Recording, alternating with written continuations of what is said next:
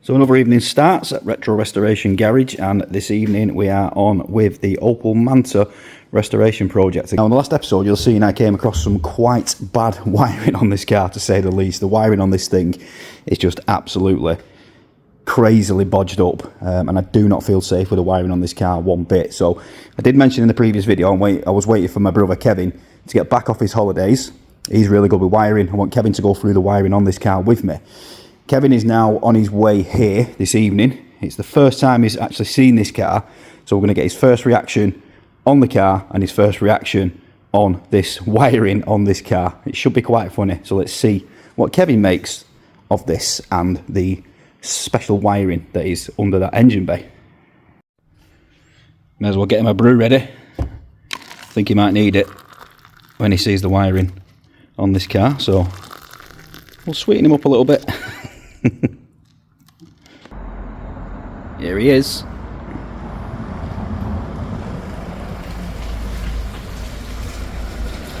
Let's see what Kev thinks.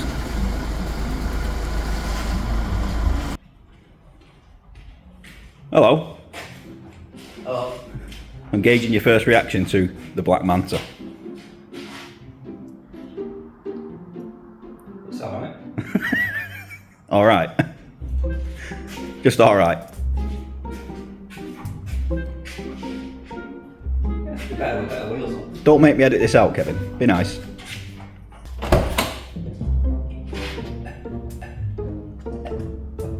That steering wheel, I want that. Yours. What's up with the steering wheel? Oh yeah. It is a bit crap. What's all the buttons and stuff do? I have no idea, because I daren't press them because I think the car might set on fire. Wait till you see the wiring. I believe you need me to do some wiring. Just a little bit. I mean, yeah, probably put it in mine. What? I'd probably put it in my 240. It's not going anywhere near yours. Right, I'm going to lift this bonnet. I think I can have that swapped out in about half an hour. I need a special bonnet today. In the form of jet wash brush. That's that woven stuff and not the printed stuff. What was the other one? Turkey. Shut the door like a manta. Yeah. I've been in Spain for a week. Right, you ready for this? Yeah. Ooh! What are them bonnet thingies doing? What are they doing? Nothing. Because that one's broke. Oh. Well, it's not broke, it's gone weak. It can't, it's that weak it can't roll the fiberglass bonnet up. What do you think? I might have to put my glasses on for this. Let's see what I've got. This was taped up, right, and this was going to the battery. Right.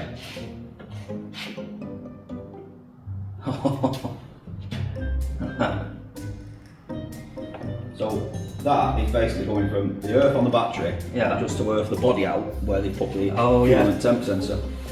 Why would they not just earth it from there to the engine block? Oh, that is special. There's a hole there, they could have earthed it to. That's what I mean. And then we've got, right, all this.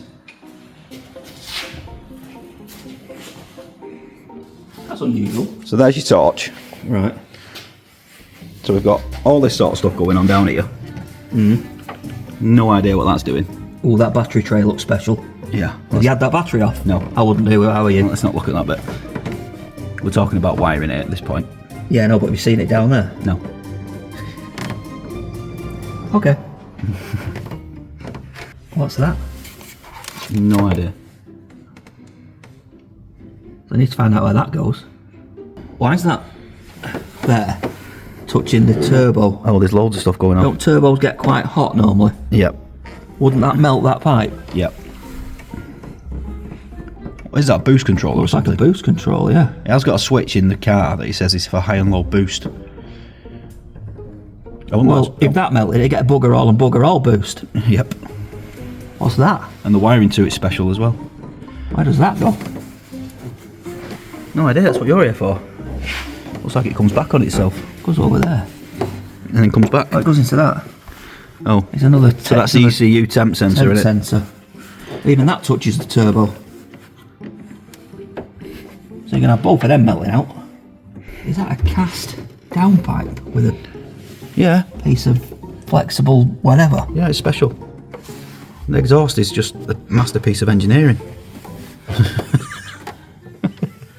Look down there. I don't know what's going on with that lot.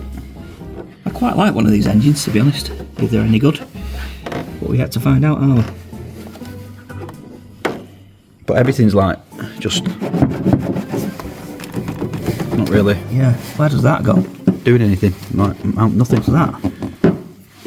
Going to nothing probably. Well, it's blanked off. Well, that's special. Well, at least we've got a spare bolt if we need one. Need a huge bolt for anything. Some funky stuff going on down here. Where's the wiring for the headlight? How are the headlights wired in? Oh, that's down there. I don't know.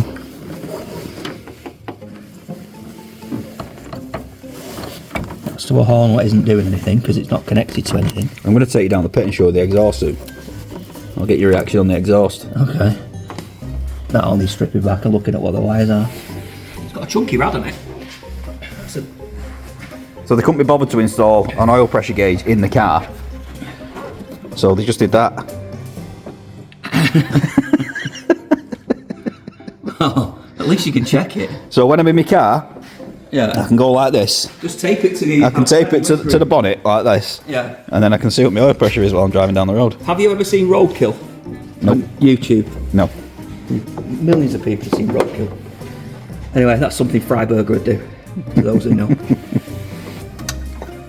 Temp sensor. Yep. For the dashboard. Yep. Not connected to anything. Nope. So you've got no temp on your dashboard. Nope.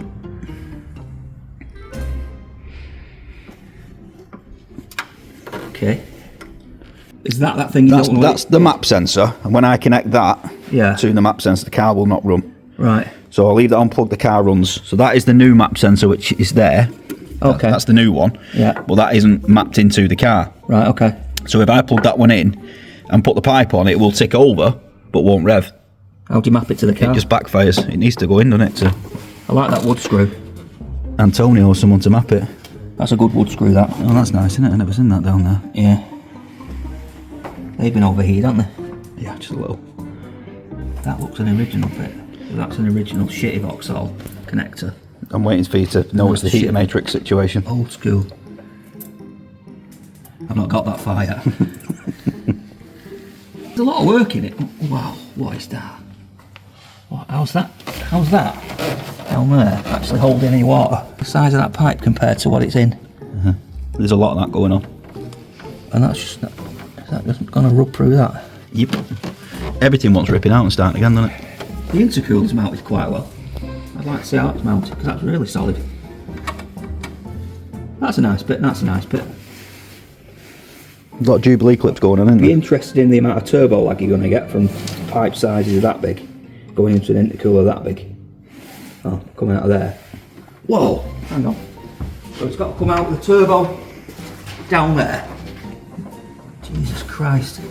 Then it's got 3 feet of turbo lag to here.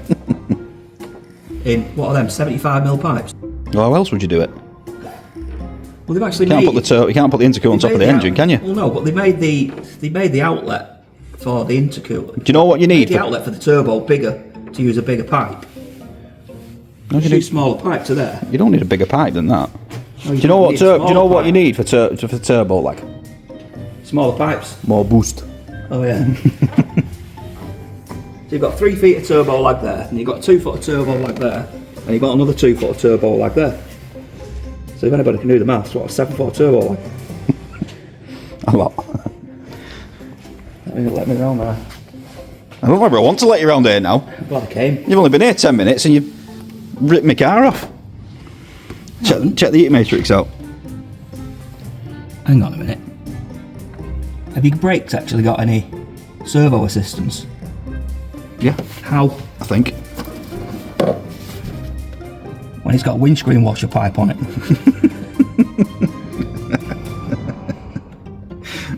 I've not driven it far enough to figure that out. Look. It doesn't even drive, never mind, stop. Right. Windscreen washer pipe. Servo pipe. Shouldn't be the same size. Heater matrix. Yeah. So Why's the end of it been cut off? the funny thing now is, to get that out, like the heater matrix that's not even piped up or doing anything, just give that a wobble. So that heater matrix that's not even doing anything, it's not even secured in. We now would need to take out either the engine or Yeah. at least the inlet manifold, just to get that out. Do you want to hear it? Not yet. Or do you want to see the exhaust first? I want to see the exhaust first. So we're now down the pit, and now I've got to take Kevin's first reaction of underneath the car, I particularly. don't care underneath the exhaust. car. I'm thinking, what the hell are them brakes for something running? How much power has it got? Standard brakes.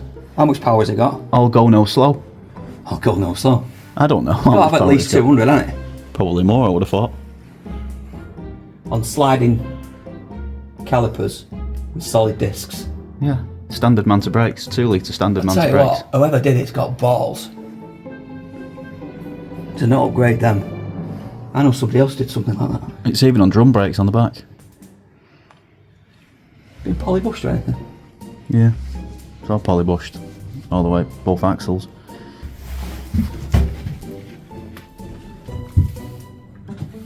What the hell is that?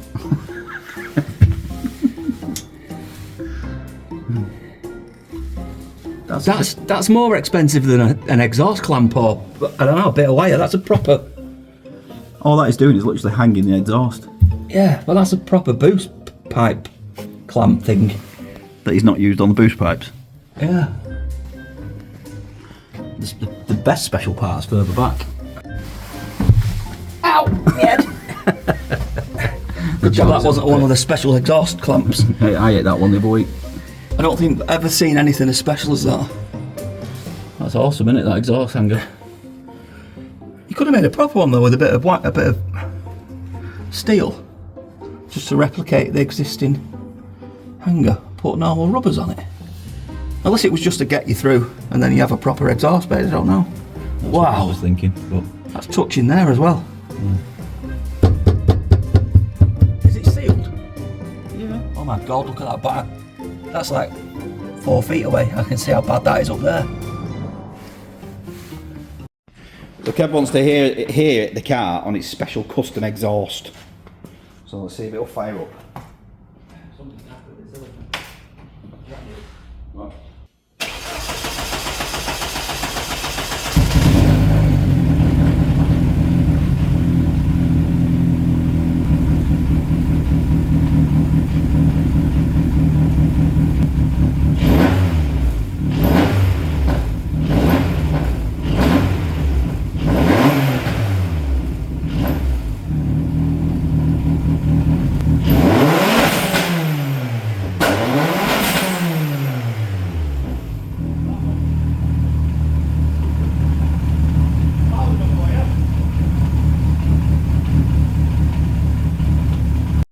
I was hoping he wouldn't ask me to open the boot, but now he's decided he wants to open the boot.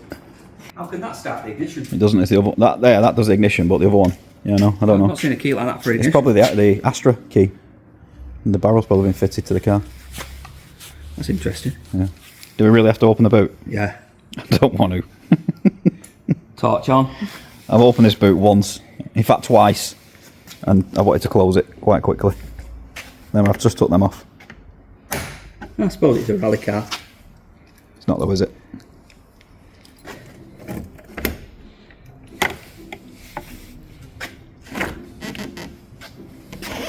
Do we have to open the boot? Yeah. 3, 2, 1. Oh, exclusive spoilers, right? It's going to smack me on the head, this, isn't it? Okay. Whoa! What in the holy welders is that, Batman?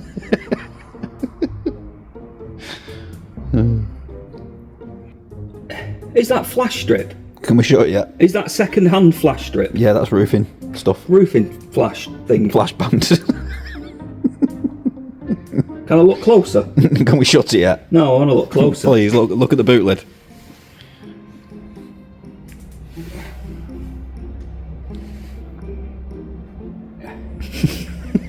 It said boom struts on it or something, look.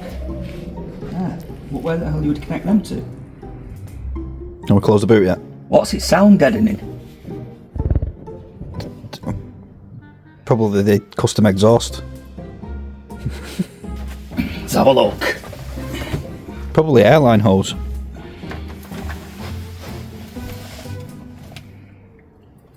Yeah, fuel hose R6. Suitable for not this car.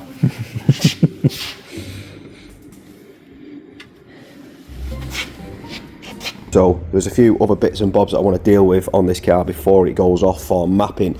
Now the main things basically are tidying up jobs. The wiring on this is still absolutely atrocious. There's just stuff just floating about all over the place. We've got wires here, there and everywhere. We've got just dodgy bits of wiring like this. We've got loads of bits of wiring down here that's just all over the show. We've got loose stuff lingering around, just floating about, rubbing on the exhaust, and it's just not good at all. We've got joins and connections like this all over the place, just stuff everywhere, so it's not good at all. Now what I want to do on this car today is delve into this wiring loom, get this sort of rerouted and tidied up the best we can. There's lots of stuff going on, like all this over here towards the battery, all the power takeoffs for the standalone management and stuff like that. I think a better routing for that, considering it comes from this side of the car, it seems pointless sending it all the way over there to the battery and making it all look untidy, when we could simply just take these feeds off the starter motor, which is down there, which is already on the same side of the car as the wiring loom. So we're going to start to pull some of this wiring across, try and get some of this down to the starter motor, which should eliminate some of this wiring going that way and tidy the engine bay up a little bit. Now the paintwork under this engine bay is absolutely shocking. I mean, it's like the surface of the moon. So I do want to tie this engine bay up. It's not going to be anything spectacular. I'm just basically going to rub this down, prep it, and just get some gloss black in a rattle can and just tidy this engine bay up best we can. To do that, obviously I'm going to have to clear all this stuff off the inner wings. All these boost pipes are going to have to come off, intake pipes, these bits of pipe work and wiring again. That's just going to need to come off so we can get access to these inner wings. Washer bottles going to have to come off. All these intake pipes and boost pipes are going to have to come off. Potentially might have to take the radiator out. We'll see if we can get around that. So that's something we'll come back to later on in the episode and see if that needs to come off. I'm going to start by stripping all these pipes off to get access to these inner wings. Then we can start to rub all this down.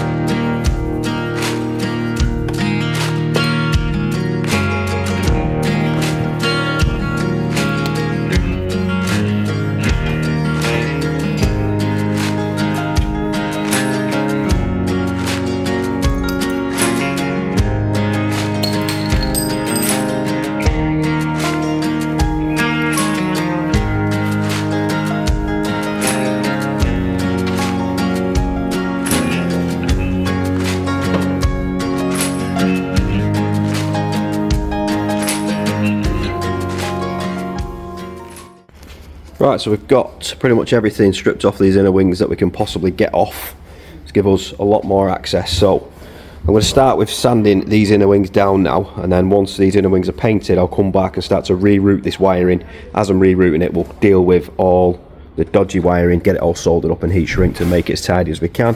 So I'm going to give you a little bit of a pan around now and give you a bit of a before shot to show you just how bad this paint was under this engine bay, and then obviously once it's prepped and painted, we'll do another one to show the difference. Let's have a look.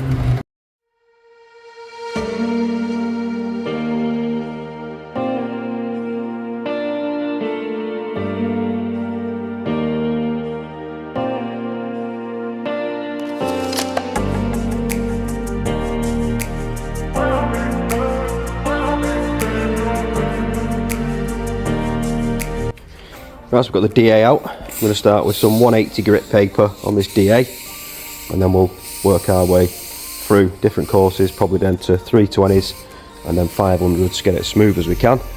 And I started tin it with some paint.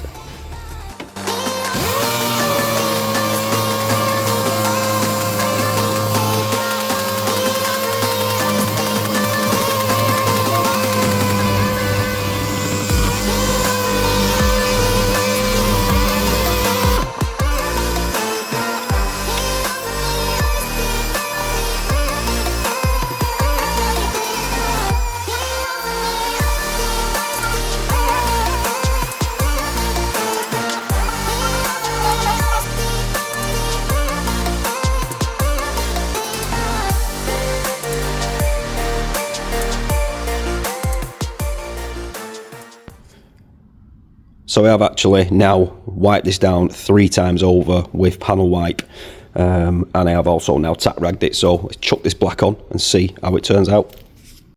We've got the heat gun going, just warming these inner wings up a bit because it is a little bit cold in here this morning. I've also now just boiled the kettle. I've got an old kettle there that we no longer use. I'm just going to pop some water into this old kettle.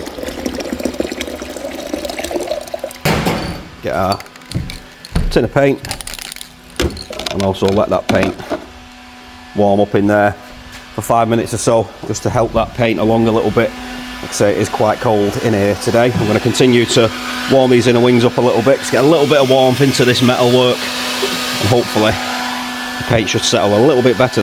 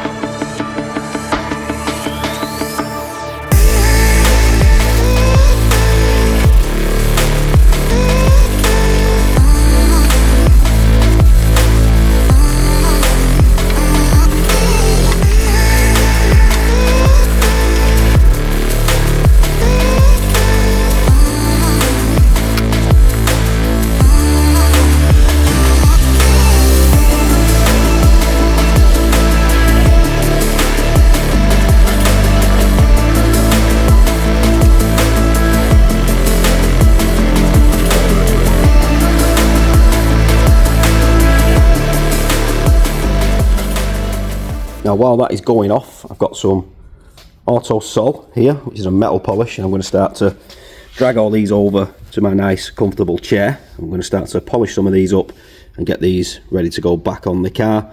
I'm not going to strip all these simply because I can't be bothered. Again, it's just a quick tidy up, guys, so I'm just going to polish these bits that I can get to, get them as clean as I can, get them ready to go back on the car. So once that paint is dry, I can start to look into that wiring loom and then pop all this stuff back on and see if the car will start again.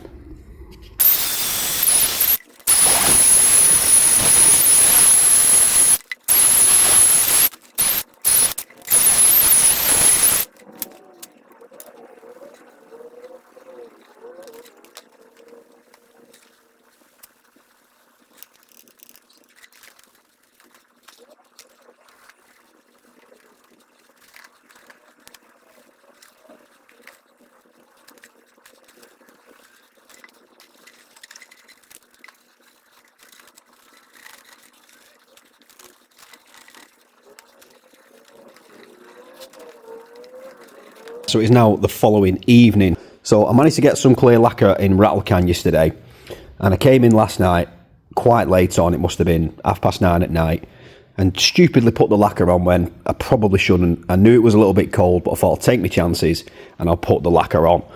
Anyway, I've done that, and as you can see, the weather has took its toll on it, and I'm sure a lot of you guys who use Rattlecan stuff has probably come across this a lot, where the clear lacquer blooms basically. It hazes over simply because there's too much moisture in the air, and also it's too cold. I'm just going to show you a little trick here now, and I learnt this quite some time ago. Now, it's not the best way of doing things, this, guys, but it is an option, and it's going to pretty much probably save me at this point, because if I need to do this again, I'm going to have to rub it all down again, I'm going to have to put the black on again, then I'm going to have to put the lacquer on again, I'm going to have to heat the unit, which is quite a big unit to heat. So trying to get enough heat in here to make it warm enough to paint this car at this time of year, of an evening as well, is pretty much not an option at this point. And I don't want to be another day or two behind. I really want to get cracking on with the wiring and putting this thing back together. So check this out. So I've got my heat gun, I've knocked this on, we've got this turned pretty much all the way up to get this nice and hot. Check this out. As you can see, that it's all hazy. The paint is, well, the lacquer is hazed over. And we'll simply get our heat gun.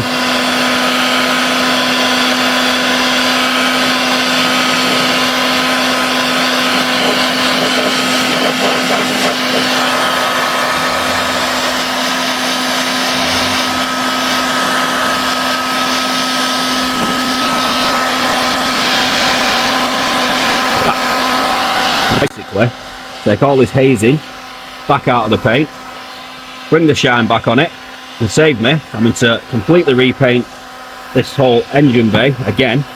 This paint is completely dry, by the way, at this point. This is pretty much 24 hours after I've painted it, so I'm doing this with the paint completely dry.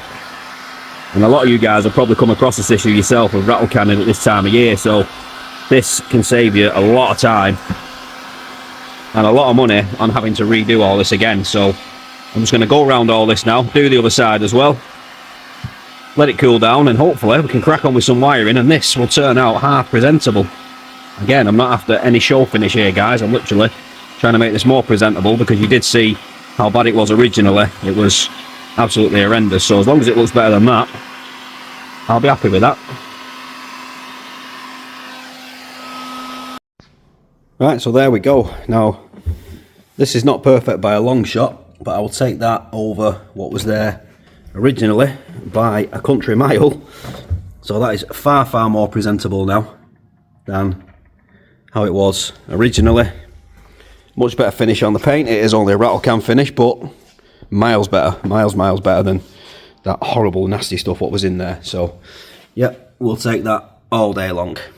And I'm happy that actually that heat gun job worked on getting that hazing and that blooming out of that lacquer as well. That saved us an evening of rubbing down, redoing the black, having to let the black dry enough to put the lacquer on, and then letting the lacquer dry before we can even get into this wiring loom. So happy with that. That's the result. Let's get on with this wiring, and then we can start putting all our boost pipes and everything back on, and see the car will start after we've took all this off, rewired it and put it all back on.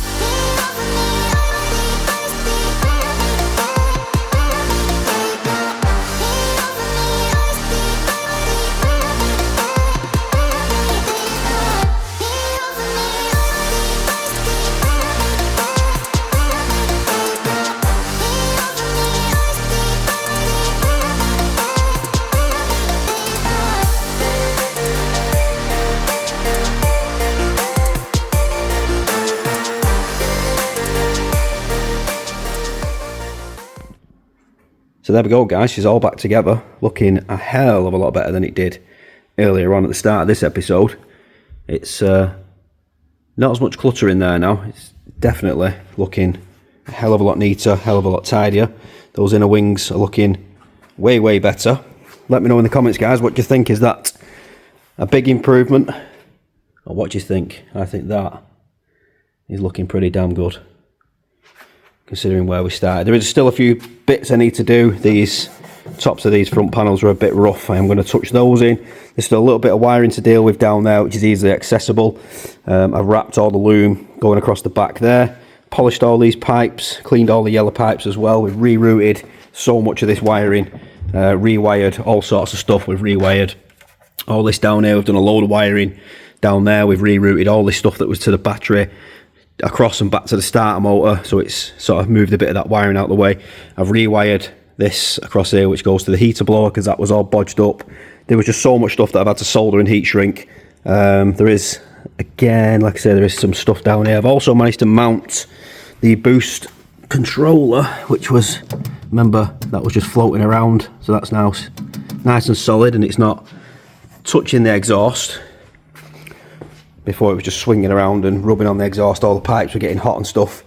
So yeah, I'd say that's a massive improvement. What I'm going to do now, guys, I'm going to just see if this will still start, because it's not been started now for a few weeks. Obviously we've had all this pipe work off, we've had all this wiring undone, I've had all the injectors unplugged, and I've neatened up all this wiring across the top there. Remember before it was just all masses of wiring around here, so I've rerouted all this, pulled it all nice and neat. And I've actually found as well, I've left there, they are the original wires from the original Manta wiring loom, which should go down to the oil pressure sender. So they're the wires I was looking for earlier. So now I can get an oil pressure sender fitted down there into the filter housing, and then it's just a case of running a loom from those wires down to the sender unit, and that should give me the oil pressure gauge on the dash. Also, if I wanted to, I could actually fit a digital display, but I think I'm just going to go with the original one that's already there. It just saves another job. It's there, I may as well use it. So yeah, I'm going to just see if this will start now. Fingers crossed, the wiring's right, everything's gone back together as it should have done. And let's see if she fires up. Right, so I'm just going to go for a fire up on this now. I'm going to turn the ignition on and off a couple of times, let the fuel pressure build its way up, and then fingers crossed, this should just fire up. I mean, it's hopefully gone back together the way it's came apart, but you never know until we try it. So fingers crossed, let's give it a go.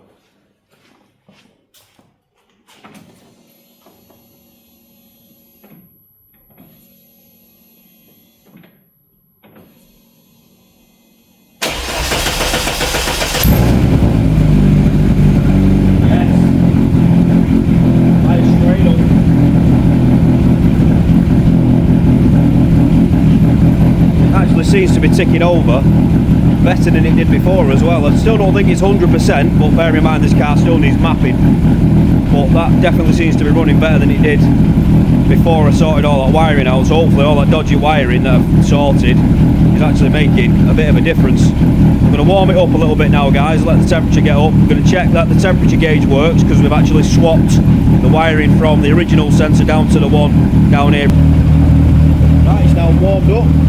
Got plenty of heat in that engine now. The temperature gauge is actually working as it should, so that was a good find, that, rather than having to send that wire all the way over there, which looked really untidy, just to pop it on this one that was already there. It saved us a job. So to give it a few revs now, make sure this thing actually still revs and runs as it should.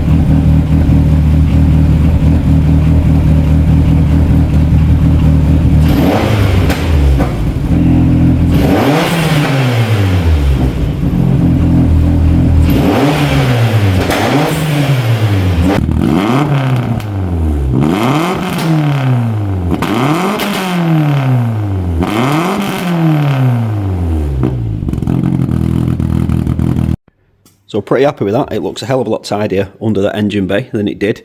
Seems to be running a hell of a lot better than it did when we got it as well. Bearing in mind when we got this car, it didn't even run at all, and we've worked our way through all the issues we've had with this and actually got it running to this point. So I'm really, really happy with that. It does still need mapping. As you'll have seen from the previous clip, it is kicking out some black smoke, which is basically fuel. It is over fuel, and you can smell it. It smells very, very rich. So God knows what map's in this car. It is on SimTech management, and I haven't got the software yet. I now managed to find the lead for the ECU. So I've got the lead that goes from the ECU to a laptop, but still need to find the Simtech software to be able to read this. But it is going to need to go somewhere for mapping either way. But at least having that lead now allows me to get it plugged in at a mapper. So that's probably going to be one of the next things I need to do with this. But also it still needs exhaust and a few other bits doing. There is still a few bits to do as well. As I said earlier, there's still some bits of wiring that need finishing off. It's all easy accessible stuff. We need to plumb that oil pressure gauge in. I need to get a Jubilee clip basically for here, because the one that was on here originally just fell to bits and I don't have any that size in the garage at the moment.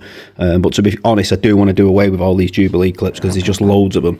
And I want to get the proper pipe clamps for these, and also make some brackets so that this is all tied up. As we was revving it then, it's basically just blew the pipe out of there and also out of here, because I did forget to tighten this clip up, but my bad on that. But anyway, like I say, these are going to be getting replaced anyway, so that doesn't really make a difference because it would have had to come off anyway. Again, over here, just some bits like this want some brackets making, just to keep it all nice and sturdy so it's not bouncing around and rubbing on the engine bay and rubbing all the paint off and stuff. But yeah, pretty happy with that coming along. Not bad progress. Oh, and I've also noticed that they've actually fitted the brake fluid reservoir the wrong way around, and the tabs that should be on there for the fluid level have been snapped off as well. The wires are down here, so I've got them ready. So I do need to replace that cap, and then I'm going to have to drain the fluid or siphon the fluid out of this and then turn this around, because basically that cap should be back here, so this needs spinning around and popping back in. So yeah, there's still plenty to do. It is still overfueling, as I mentioned earlier. You can see from the footage there, the back of the car, you can see it is puffing out some black smoke, which is just overfueling basically. You can smell the fuel when this car's running. It's running really, really rich. So again, that will be sorted out when it gets mapped. But yeah, happy with that, guys. Happy with that progress. The car is coming along. So I think we're going to leave this one here now, guys. It is getting late. I do need to spend the next couple of days tidying this workshop up because it is an absolute bomb site. There's stuff absolutely everywhere. If there is anybody out there watching this video that's got the Simtech software that I can purchase from them, that'd be a massive help. And also if there's anybody that's possibly even got a base map that they can come down and install into this car, again, I don't mind paying for somebody to come down and just put a decent map in this car, just a base map, so I know that at least it's set up right. Have a look through it. Anybody who knows how to use this Simtech software, please do get in touch. My email address is down in the description. So thanks for watching, guys. I hope you have enjoyed this episode. I hope you are enjoying the build on this car. Please do like, share and subscribe. If you do know how to use the hype button, please hype this video. It really does help push the video out to a wider audience, and obviously helps the channel grow and enables us to keep bringing these kind of projects to you guys. So again, thanks for watching, and we'll see you all on the next video.